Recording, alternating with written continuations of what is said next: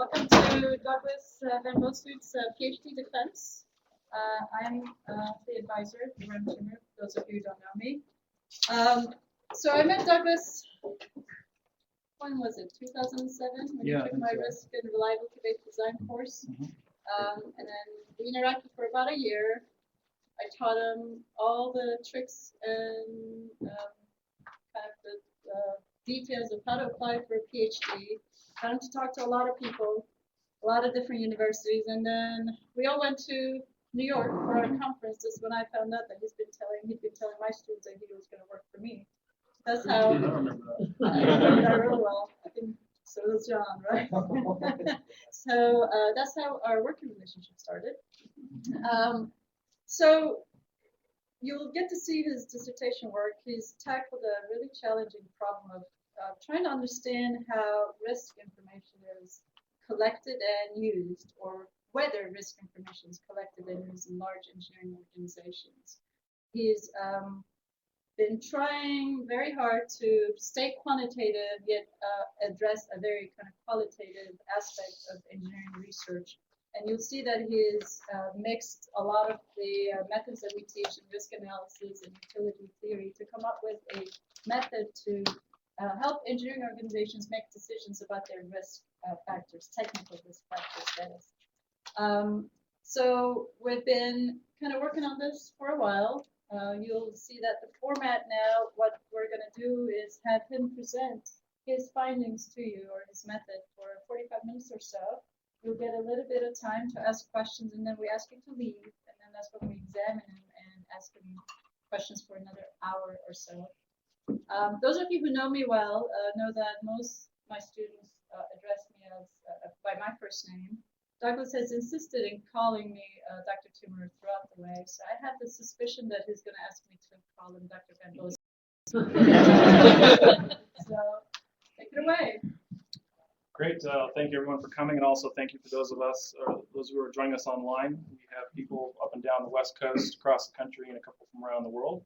And this will also be later put on the internet for a few people who asked with some of my sponsors and partner organizations to watch it later. Today, I'll be presenting a risk-informed decision-making framework accounting for early-phase conceptual design of complex systems. This is my work for the last several years.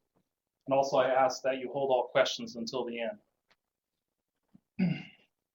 The scope of the work today is engineering organizations where large complex systems are the main focus, and where there are risk concerns. So some large complex systems, as you see in your handouts, rockets, spacecraft, naval vessels, commercial aircraft, the automotive and heavy trucking industry, and the nuclear power industry. And my work focuses in an area of conceptual design where trade studies are performed. So I'm going to describe briefly what a trade study is to bring everybody up to speed and have everyone on the same page. The diagram here in the upper right is a basic trade study, and it's performed by a group of people, often like this, which is Team X at JPL. And in design trade studies, they are used to create conceptual designs through an iterative process. Our motorcyclist is now joining us. Motorcycles are also a complex system, where through an iterative process, a final conceptual design is selected or created. There's also going to be optimization done and whatnot and other things. So graphically, after subsystem models have been created for the different subsystems that could be in wherever you're looking at. For instance, spacecraft, you have power subsystem, data handling subsystem, communication subsystem, things like that. They're integrated into a larger system level model, and then initial system level parameters are assigned by the leader of the trade study group. Then the subsystem engineers start making design decisions based upon whatever factors are involved in the study. So they might be trying to go to Mars, collect some rocks, put them back to Earth, whatever, something like that. They have an idea of what they need to do, and they start analyzing their subsystems and making design decisions based upon different things, such as the system level parameters they were assigned, and trying to make an optimal design for their subsystem. If they come to a point where there's a design that they want to create, but don't have, for instance, the money or the mass or the power, but they do have excess of something else, they'll start trading with other people in the collaborative design center. So the aptitude and control subsystem might have extra money but needs some more mass to be able to do what they need to do. They'll talk with, for instance, the communication subsystem to see if they can swap, and that's where trading takes place. After their decisions have been finalized, then all the parameters are analyzed on the system level, and there's a decision that's made if the design is sufficient or not for what they're trying to do. If it is, the design is finalized, and if not, then direction is given by the trade study leader or the customer, if they're present, on what they need to do, and it's iterated on again. This iteration loop can happen for many runs or a few runs. It just depends upon the different things that are being analyzed. And as I mentioned, this is performed in places like this, which are called collaborative design centers. And I actually had the experience of being able to sit in on several sessions with Team X at JPL back in 2009, I believe. So the vision and goals of this work is to develop a risk-informed decision-making framework. This means that engineers, customers, and stakeholders will now be able to use their risk appetite in order to make risk-informed decisions during the early phase of conceptual system design. And in order to do this, we have to complete these three objectives listed here to realize the framework, including trading risk as a system-level parameter, determine engineering risk appetite, and accounting for risk appetite and decision-making. Contributions of this method are that now we can trade risk in trade studies, and we give specific control of trading risk and the models to the subsystem engineers, which has not been done before. We also provide a method of assessing engineering risk appetites using a psychometric risk analysis tool, which has not been done before in the realm of engineering. And a method is introduced that allows risk-based decisions to be made based upon risk appetite from the psychometric risk surveys using a single criterion utility function. An important note here is that this is an aspirative tool. Rather than using what we've done in the past to predict the future, now we're aspiring to do something.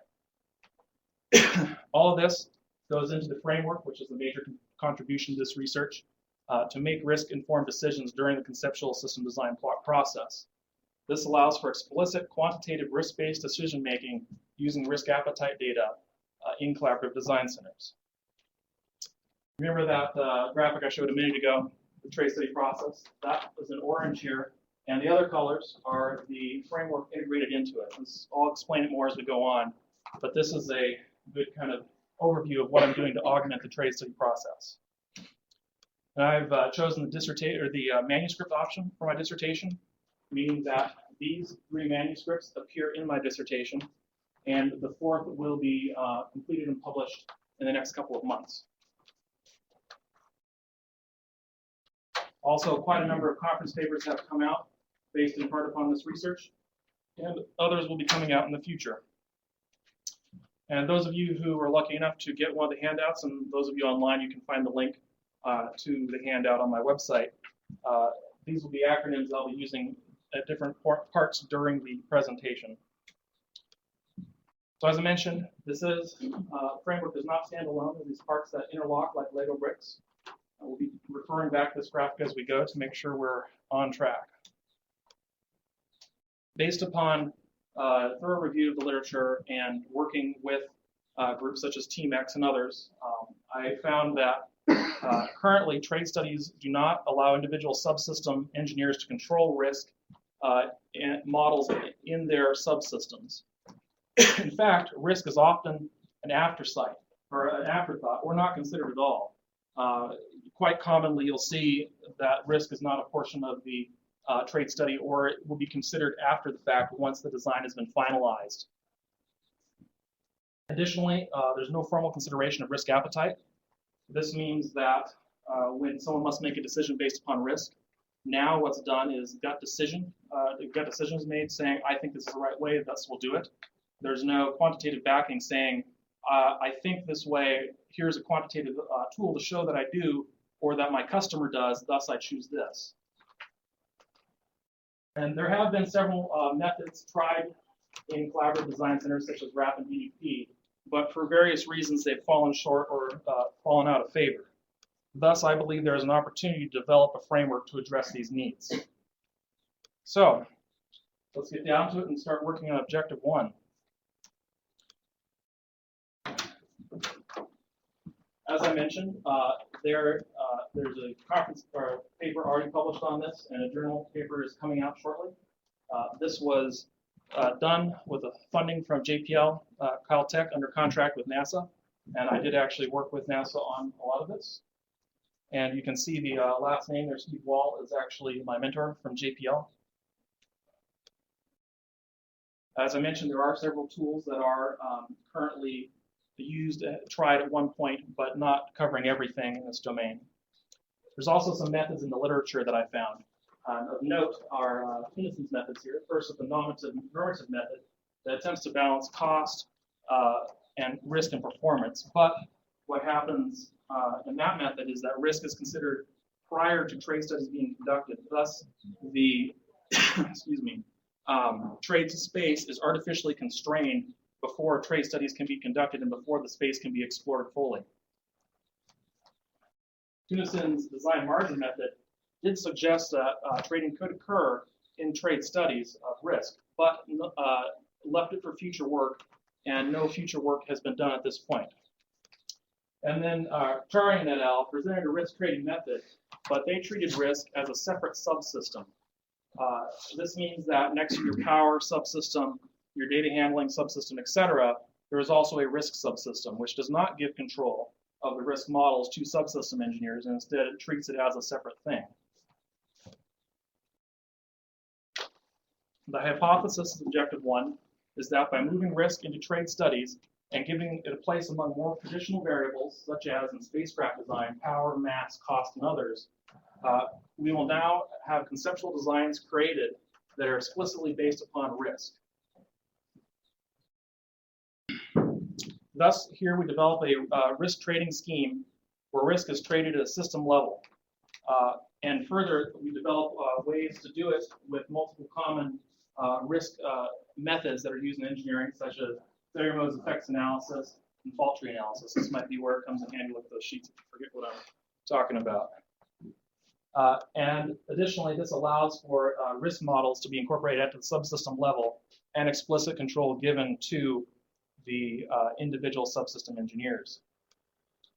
Here are examples of what risk vector looks like. This is how risk is moved between the different subsystems and to the system level.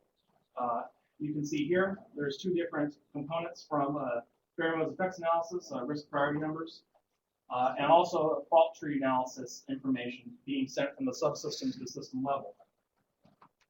Probably a little blurry in the back, sorry about that. Here, you can see that these risk metrics are gathered together, as seen here, and then put into a subsystem risk vector. The rest of the vectors will carry the same form and then be combined together at the system level, where then they can be compared against other system level variables and traded amongst each other. Here at the top is a failure mode effects analysis tool, and this is a common tool in engineering, seen in quite a few different areas. The important note here are these two gray boxes, which we have allowed now to vary depending upon subsystem model inputs and selections by the subsystem engineers. This means that when a design decision is made, now the FMEA updates automatically and new risk information is put out from there. Similarly, on this truncated fault tree analysis diagram, a similar attack has been taken, where each of these sub-numbers varies based upon the decisions made by the subsystem engineers and others to be able to give an up-to-date, accurate presentation of the risk within the subsystems and at the system level of the spacecraft. The benefits of this method is that it allows for new design selection preferences to be created. Designs with higher values, as defined partially by risk, are now available to the practitioner. And this brings risk on par with other important system level variables.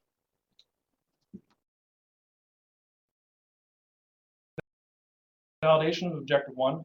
has been completed in a simulated collaborative design center environment modeled after TeamX.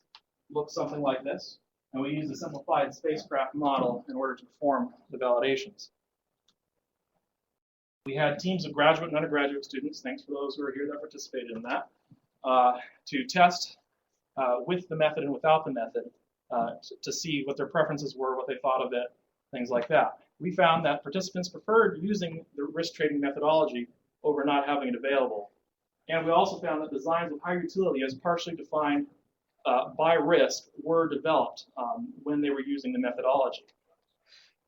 This work was well received by JPL, indicated by one of our collaborators there being a co-author on the paper, and will hopefully at some point in the future be implemented into a collaborative design environment there.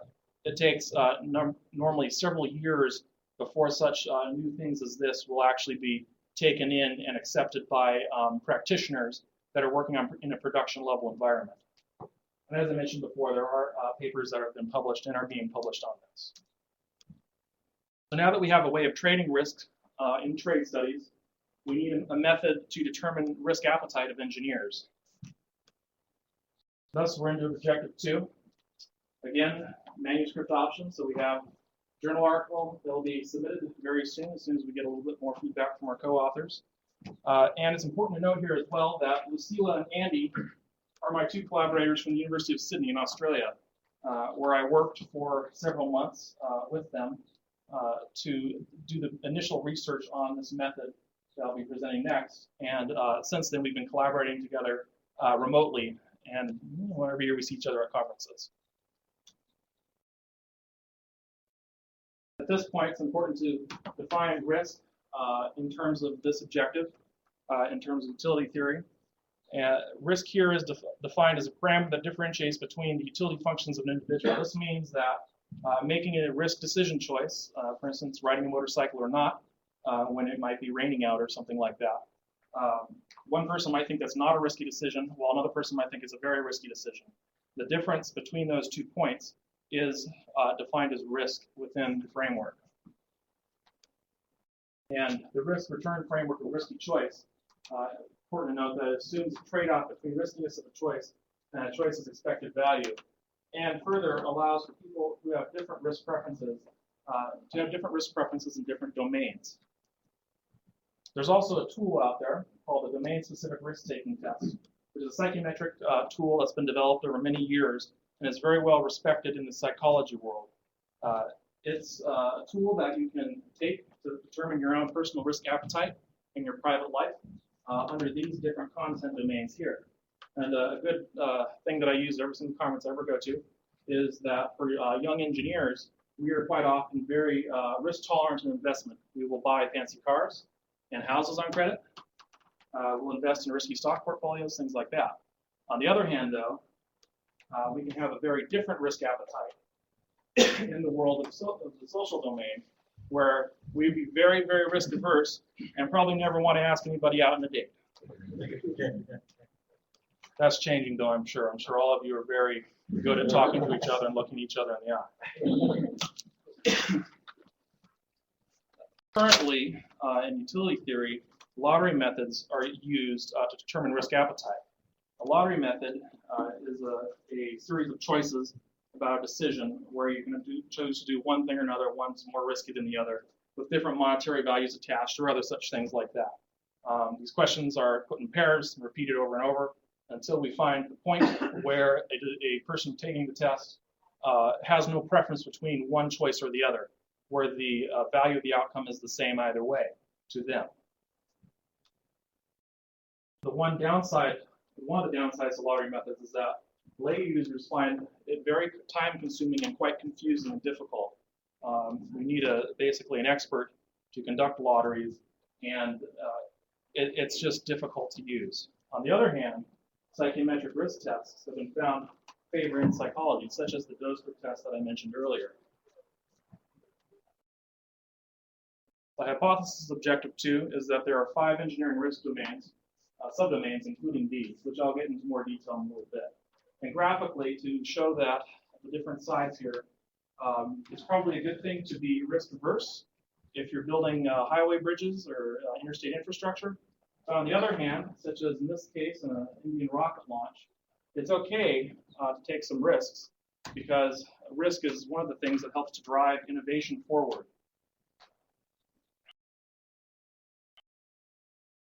The benefits of the method is that now we can have targeted training to harmonize engineers' professional risk appetites. This means that the test could be given, which I'll show you in a minute, and from it we can say, oh, they're deficient in this area, they're too risk averse. We need them more risk tolerant there to be more innovative and create things, and thus something could be done to help with that. However, we should note that there is the potential for this to be abused by HR, as we've seen with the Myers-Briggs type indicator test, which is now used in some places as a screen for pre-employment.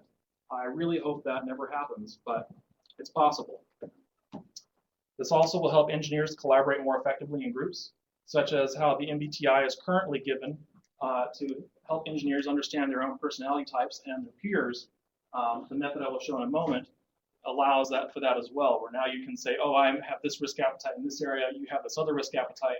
At least we can agree to disagree and understand why now. And finally, this method will help to normalize expert risk judgments between individuals. Graphically, this is a fever chart here with the consequence of an outcome on this axis and the probability of the outcome occurring on this axis. One engineer might choose that it's here. They think that this is the value it should be at. One other one might think it should be here. These two engineers could mean the same thing, but are on different intrinsic scales. And using the survey I will show you in a minute, it's possible that we can actually normalize those together.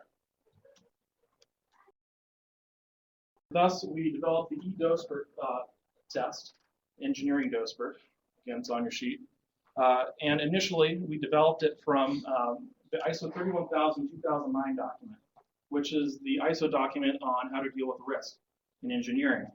This document prescribed 4 different content domains that we were looking to define, including identification, analysis, evaluation, and treatment. After developing questions, administering the survey, we found those domains didn't exist as expected, but we found good indication of some other domains. Thus, we revised the survey, developing new questions, and looked at 6 potential factors. And out of those 6, we found good evidence of about 5.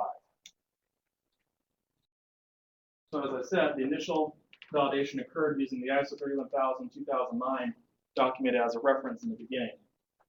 From that, we were able to show that we could determine, in general, risk tolerance or risk aversion in engineering, but we did not find the subdomains we expected. In this survey, we tested 110 people, approximately, at Oregon State University and the University of Sydney, and a conference paper was published on the results that was very well received last year. After revising the questions and trying some different areas, we found new potential subdomains. 4 factors appeared in the original that we thought might be there that we tested, and we added a couple extra as well to test some things that we found in the literature. And thus we found 5 domains that had decent validity. Here are some examples of questions for each of the different domains. These were answered on a 7-point Likert scale from extremely unlikely to extremely likely. Here, the training example would be not attending compulsory formal training for new machines. Someone who is risk averse would answer extremely unlikely. Someone who's risk tolerant would answer extremely likely.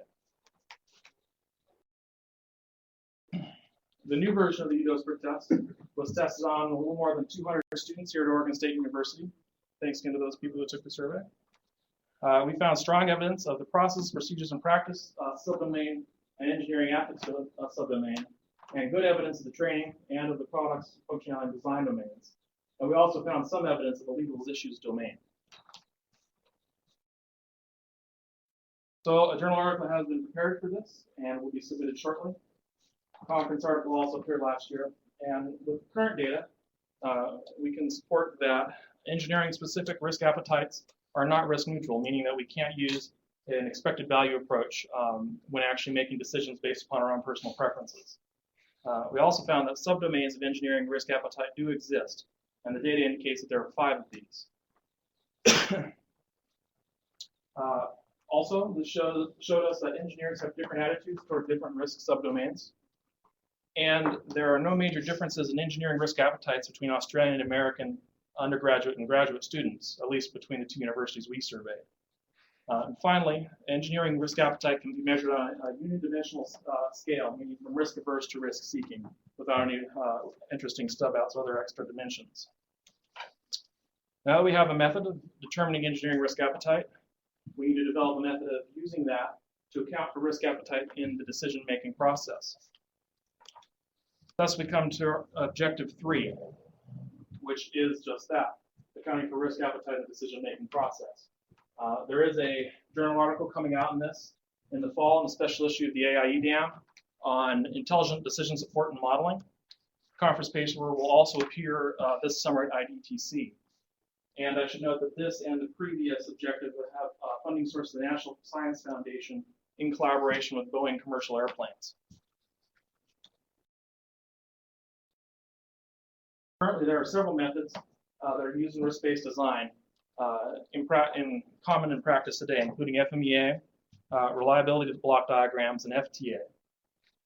All these methods use an expected value choice perspective, where decision makers are expected to have a risk-neutral appetite. And I'll explain a little more about that in a minute. There's also utility functions, which can actually give a skew for appetite in one direction or the other, that have been used in decision-based design, but they have only been used on consumer products and have not been developed for risk-based design applications. And it's a good thing to note here that in engineering, risk is the probability of something occurring multiplied by the consequences of that result. Often this is in a dollar form for the consequence, and the probability is the percent. In utility, probability of the event multiplied by the utility. And the utility of a range of probabilistic outcomes can be determined by translating monetary outcomes to utilities. And I'll get into this a little more in the next slide. And finally, important to note that decision-based design converts all utility metrics into an economic basis. So here are some utility curves. This might make a little more sense. The risk-neutral utility curve here is the common methods used today. A value such as monetary amount, could be scientific return, other things like that, is translated straight across into utility. The risk-averse curve here shows that a value will have a higher utility for lower probabilities, and here the value shifts lower for utility, showing that there is a difference in the utility of each of these, of the same value for each of these different risk appetites. Currently, there are two methods that exist to develop risk utility function. One is the lottery method, which I discussed earlier, and the other is a discarded psychometric risk survey method that was developed for the Dutch hog farmer market, looking at hog futures behavior. The lottery method was found to be more accurate in predicting future performance. However, the interesting thing is that hog farmers' self-reported behavior predictions more accurately aligned with the psychometric risk survey, meaning what they wanted to do was predicted by the psychometric risk survey. And the hog farmers found that they didn't really like the lottery methods very well. They were hard to understand. They preferred the psychometric risk test.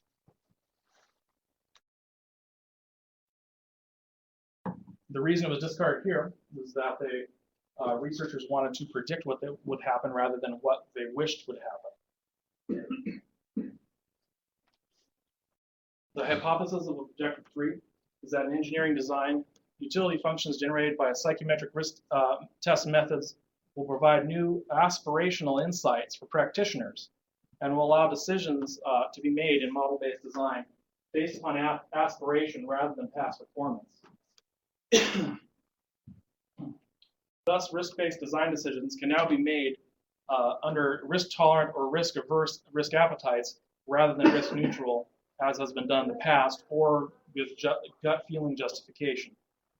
Also, I state that lottery methods are not particularly useful in the early phases of conceptual design, where we are looking more for aspiration to do something rather than trying to do what we've done in the past.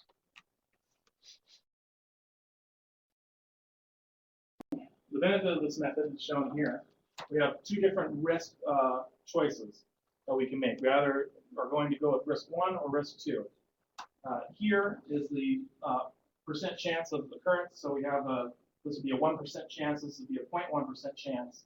And here is the outcome, the cost of if the risk occurred, $10,000, $100,000.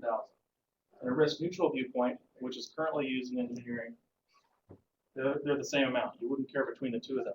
But a risk-averse decision maker would prefer risk 2 because it has more certainty in the outcome, while a risk-tolerant decision maker would prefer risk 1.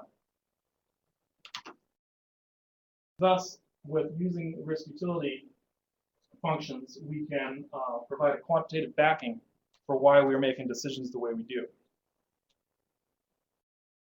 This objective was validated using the Supernova Acceleration Probe SNAP Mission Conceptual Design Study. It was produced at JPL in the TMEX environment, and it was a proposed space observatory to measure expansion of the universe and determine the nature of dark energy. I don't believe this actually ever flew, but it was a very good report to use as inspiration and take risk information out of it to use in our example here. Further, it was augmented with Wirtz and Larson information, which Wirtz and Larson, at least the 3rd edition, is one of the definitive references for doing spacecraft conceptual design. We found that using different E-DOSPERT test results, risk-based decisions had different outcomes.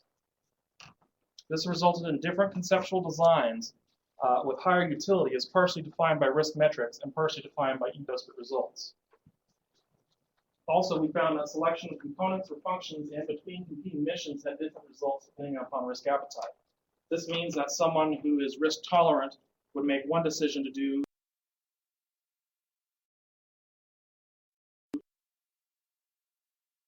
select this spacecraft or this component or this function, while someone else who would be risk averse would choose a different one. As I mentioned, a journal article will appear soon on this. Conference paper also will appear soon. And the objective 3 allows someone who wishes to take risks now to do that with quantitative backing, explain why they're doing it, while someone who wishes to not take risks to be able to do that with quantitative backing. Now that we have the 3 objectives complete, we can look at the framework and how we integrate them together.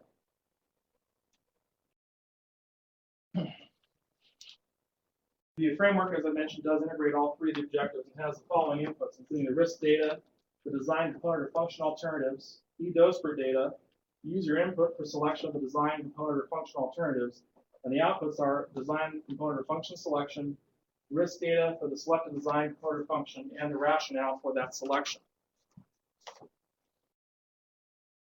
The benefits of this framework is that risk trading decisions can now be made by subsystem engineers based upon customer, stakeholder, or engineer risk appetites. The designs can take into account risk appetite of the customer throughout the trade study process. Now, that's possible now, which hadn't been before. Doing this with risk trading elevates and risk appetites will elevate risk to the same level as other important system level parameters, which has not happened in the past. Decision makers now also be able to make these quantitative risk-informed decisions through the lens of risk appetite. And more tolerant or risk-averse decision makers now will be more satisfied and have their desires match more closely in the results of conceptual design trade studies. You remember this at the beginning? This is what we started with in the trade study process. And that's what it looks like now once we've laid the framework over it. The different colors here are, this is the objective 1, this is objective 2 up there, and objective 3 in purple. Graphically, you can see that in all parts of the trade study process, the framework touches the process. The framework was implemented in a combination of MATLAB, Model Center, and Excel. This is a very tiny view of what part of the program looks like. I'll zoom in a second. I'd just like to take this instance to thank Phoenix Integration for providing software and support throughout my doctoral studies. Here's a closer view of it. And the Model Center is a model-based design tool, integration design tool, where different blocks of things can be plugged together. For instance, here you can see this is MATLAB code, and here is some Visual Basic code. You can also integrate things like Excel, CATIA, and any other software that has an API that can be interfaced into Model Center. Then these different code elements or other models can be connected together basically by dragging links between them. So you can connect a variable from one to a variable of another. And then from there, design of experiments can be run, optimization can be run, trade space exploration can be run, and a whole host of other things.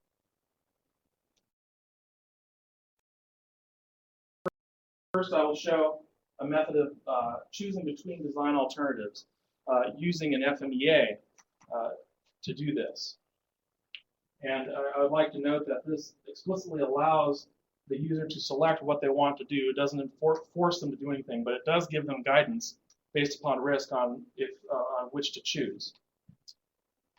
So here, this is what it would look like with 3 design alternatives with 3 separate FMEAs. This would be the case where you might have 3 different component choices to make. You could have component 1, 2, or 3. And you can see with the color coding here, from red, meaning you don't want that, to green, meaning you do, how these are ranked. Then, based upon other information, the risk information here, the subsystem engineer can make their selection here and put the X, and there'd be other places to fill in text saying why they did what they did, and now thus the decision has been made. Another method is to choose which risks to mitigate, for instance, from an FMEA. Again, guidance is given, but it's not enforced that that decision must be made. And here, for a subsystem, you can see that the subsystem engineer chooses if they want to mitigate the risk or not. And there's additional information on costing and whatnot to see if they've gone over budget or not, and make the trade-offs as appropriate. This here is just a single model trade study which shows that results do really depend upon risk appetite. So on this axis, we have system certainty equivalent, which basically the idea is that you want to be lower. On this axis, we have the E-DOSPERT score. There's 9 different possible design choices for one selection. The 3 arrows show where the preference will change between one thing and another, for instance, here, here, and here. So if you go from one side of the x-axis to the other, based upon your E-DOSPERT score, you actually will change what selection you make based upon risk. A sensitivity analysis of utility function was performed. Graphically, this is what it looks like. Model Center was used to do this. A little less graphically. Contribution to the mean was 41% from the E-DOSPERT score. Higher order effects were 12, and on down from there to the R scaling factor with a 3% contribution and other things below that, showing that primarily the E-DOSPERT score was the biggest influence. Now going back to a 4 subsystem spacecraft model, a rather simple model, we started conducting trade studies using this model, just to do a parameter scan, meaning look at the high and low values of each input variable. It would have taken over 5 million model runs to complete.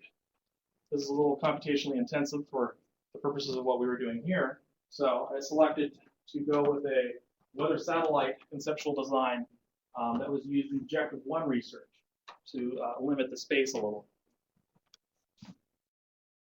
And the following cases, which I'll show, we examined individual E-DOSPERT test scores, meaning that each subsystem engineer could use their own personal test score to make risk-based decisions. A unified E-DOSPERT test score where the customer's risk preference was used throughout the trade study, and then an optimization of a design.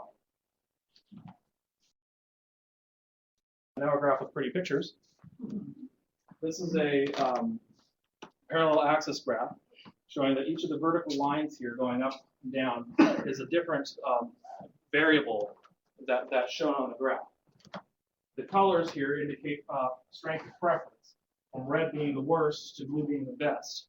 In this case, the function that drove that was looking to minimize cost, mass, power, average system risk priority number, and maximum system risk priority number.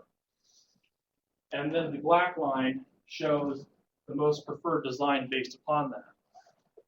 And again, this is just a parameter scan. If you were to let Model Center do more work there, or you were to do a trade study in an environment using people, this would look a little bit different, but it shows that it's possible and it does work using individual E-DOSPERT test scores. In a unified test score, you can see it looks a little different. This time, we're minimizing mass, power, cost, and system certainty equivalent. And then here is an optimization of the satellite design using the Darwin algorithm. Looks like kind of a pincushion.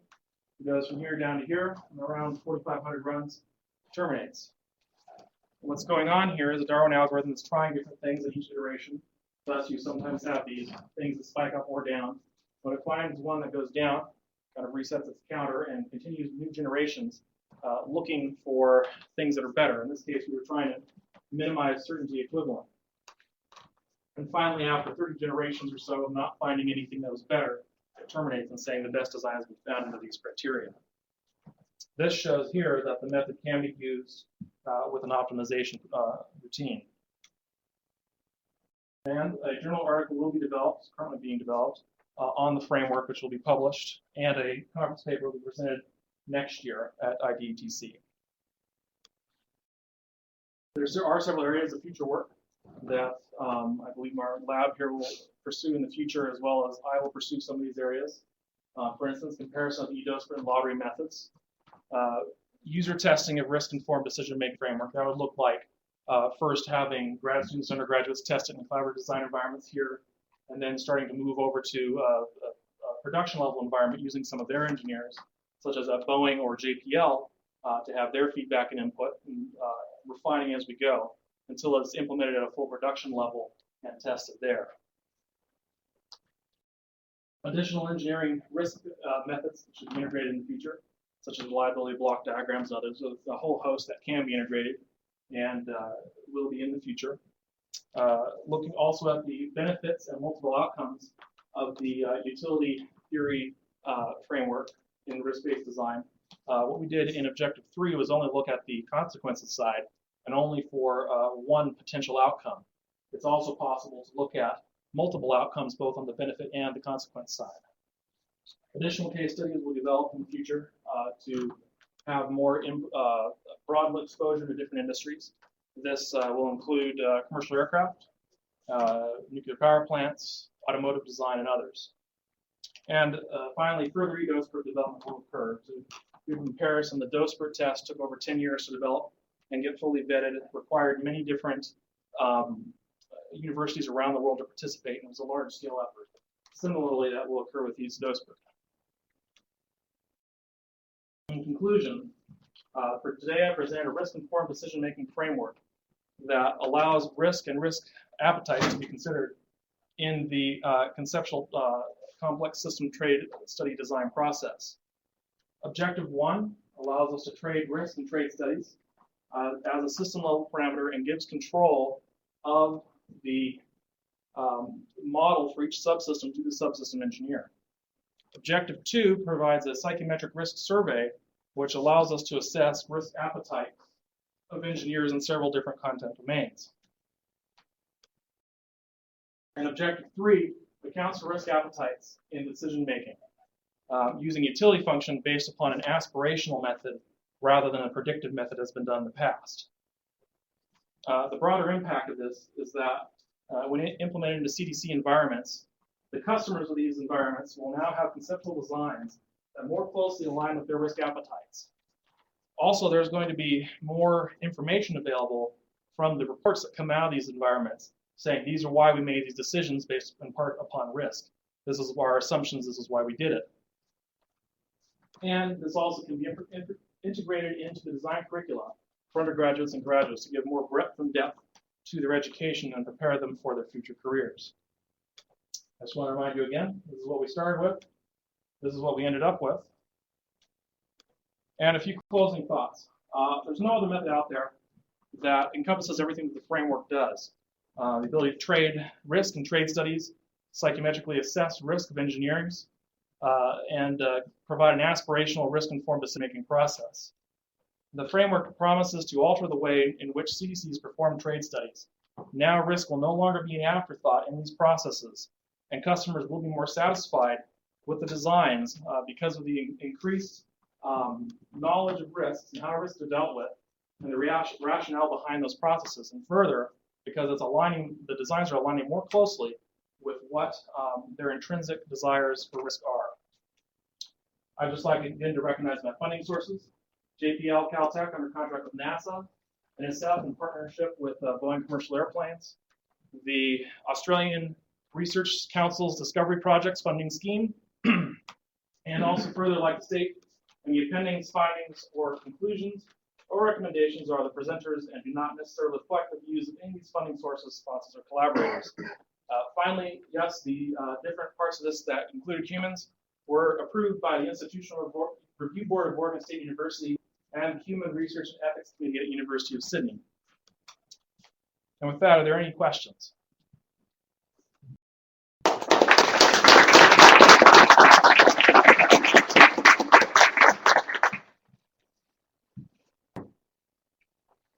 Has there been any correlation in DOSPERT risk studies with education levels?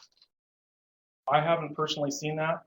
Doesn't mean that it hasn't been studied. There's quite a very large body of literature on that. I haven't personally looked for it or seen it.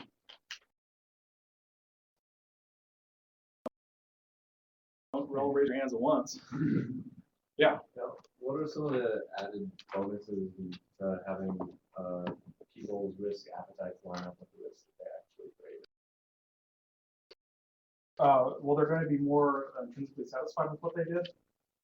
They're going to be happier with the result. And if they're the customer, for instance, that's going to show through that they actually like what came out of it. Or if you're using another way to do it would be to use the decision maker down the road who actually chooses between different designs, their appetite, and then it might be able to be selected above other missions. Do you think they'll work more efficiently or more done, and just be more happy about what they're doing? I would like to believe that it would be more efficient and get more done. That remains to be seen. Once it's implemented in a production level environment, that's the real test. And to get to that point, it will take a number of years to gather acceptance for the different portions of the framework and actually have integration into a collaborative design center. Part of the problem with testing some of these things in collaborative design centers is that you can't really do it easily with an actual production level environment. It costs a lot of money to have that many people in a room to do it. You're talking on the order of, I think, $50,000 or more to just do one trade study. So it becomes difficult to drag them forward and have acceptance and actually test things like that. The best we can do is simulated environments like what we did in Objective 1, for instance. Yes? So obviously this adds some additional procedures and stuff before you get to the design conceptual phase.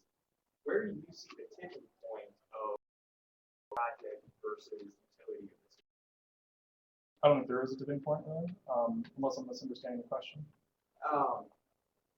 So for size of complex system, I guess is what I'm saying. Okay? So if you were just designing, say, motorcycle versus designing behind you,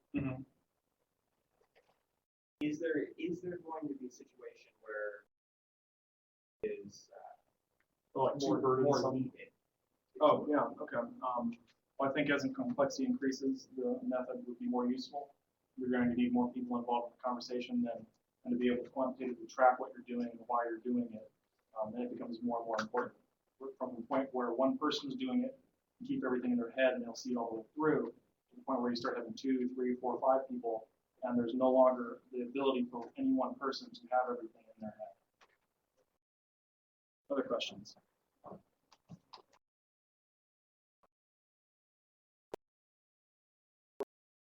Time.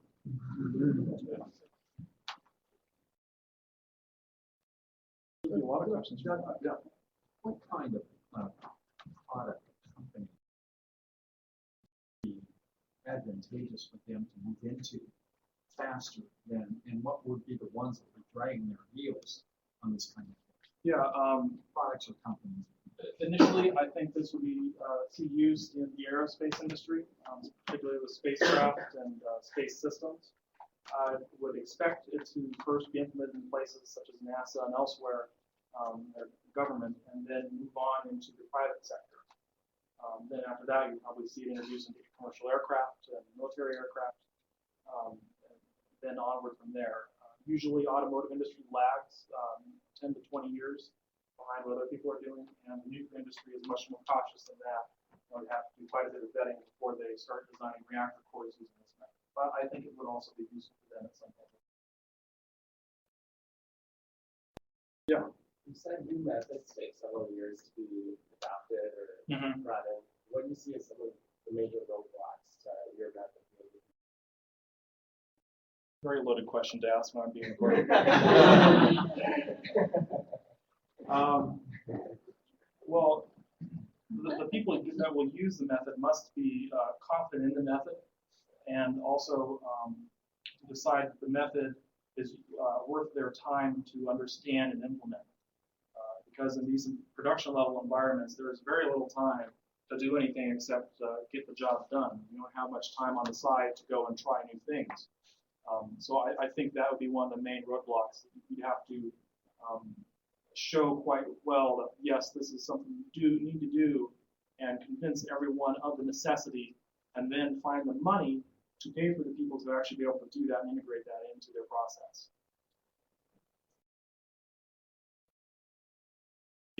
Yes, a surprising amount of engineering does. Other questions?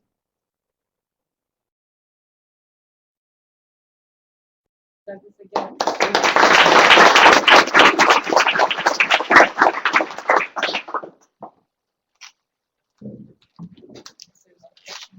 Yeah, feel free to take refreshments in the back.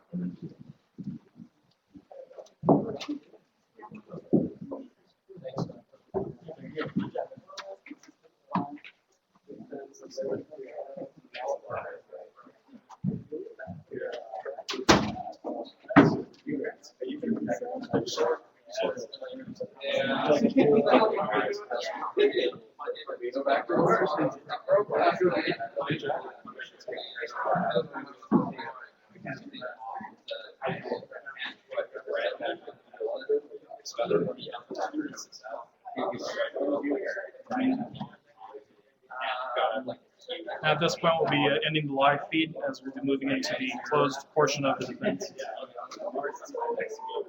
Thank you everyone for joining us. Looks like we have about 10 or 11 people turnout. Thank you. Well, the only difference now is thanks for keeping it in mind. We didn't know. Yeah, no worries.